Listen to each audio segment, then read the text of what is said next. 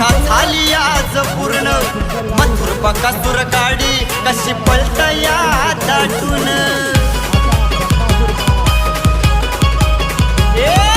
अखंड महाराष्ट्राची इच्छा झाली आज पूर्ण